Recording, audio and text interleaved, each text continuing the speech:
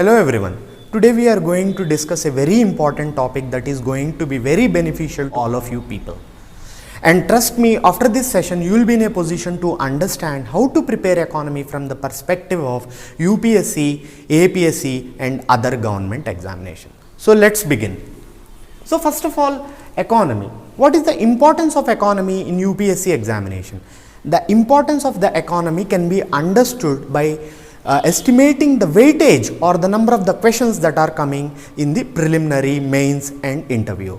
So it is around 20%. So if you are very strong in economy, you can easily get without much effort 20 questions out of 100 questions. Now let us understand how to study in order to get a good score in economics. First of all, most important thing is to understand the syllabus of UPSC, APSC and other government exams, and the most important criteria to delineate the syllabus can be understood by going through previous year's questions. They act as a compass to understand what is the syllabus and what the examiner expects from an aspirant or a student. So at a next level, we have to understand and we have to gather the books and the required material.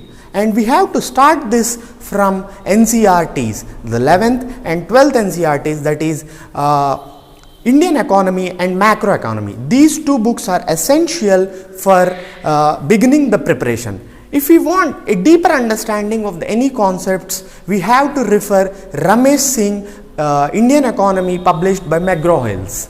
The next important thing, after we have learned enough concepts, we have to understand the concepts and terms of economy and that are used to in different aspects of economy.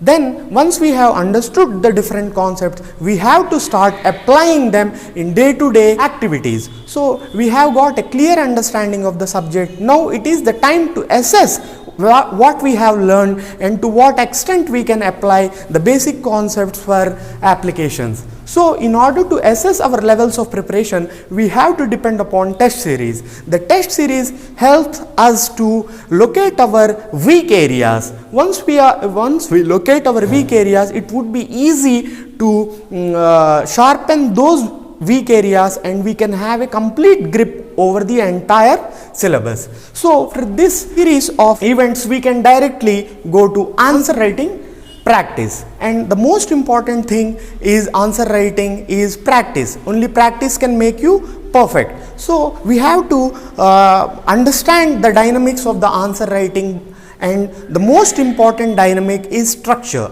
Answer has to be structured in a well-mannered way and presented in a easily understood fashion. So in order to achieve that, we have to follow a three-step process, that is introduction, body and conclusion. Now let us see a few questions in order to understand and gauge what kind of questions are being expected or coming in the examination. Let us see one question that was asked in UPSC 2013. Here the question that was asked was, consider the following statement: inflation benefits the debtors, inflation benefits the bondholders, and the examiner is expecting to identify the correct statement. Here the purpose is not solving this question itself, but to understand how the question is being framed. Here you have to understand what is inflation per se. So as I have mentioned before, that you have to have a clear understanding of concept. So inflation is a concept. Once you understand the concept, you have to apply that inflation, whether it is beneficial to debtors or not. To understand that, we have to know who is the debtor, and in the next stage, who are the bondholders. You have to understand who are the bondholders. All this can be achieved if you have a good grip over basic concepts. So the answer is only one. So this question can be easily solved if you have just a clear understanding of the terms: what is inflation, who are debtors and who are bondholders. At the next level, the type of the questions that are being asked in state PCS examination, that is Assam PCS 2015, was what is Phillips curve. So again it is a concept. If you know what is Phillips curves, you will get one full mark and it is very easy. So here again they are asking if you understand what is inflation, what is employment, what is unemployment, and how to relate these things, you can easily answer this question. So the answer is rate of inflation. Let us check one more question that UPSC has asked in recent mains examination. It is asking, it is mains answer and you are supposed to give a that structured answer which I have just discussed. So let us go through this question. Explain the rationale behind GST Act of 2017 and how COVID-19 has affected the GST compensation fund and created a federal relationship.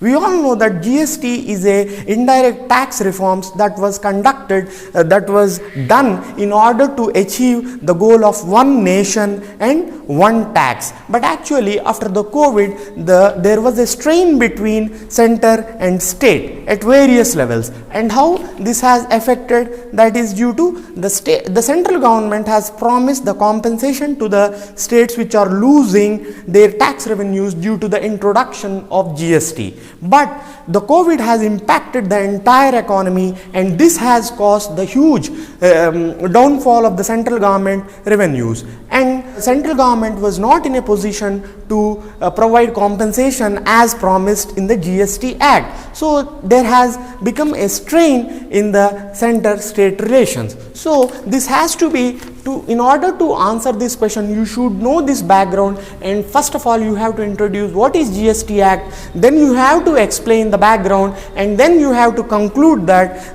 how to ease the tensions between center and state, and conclude with a forward looking conclusion.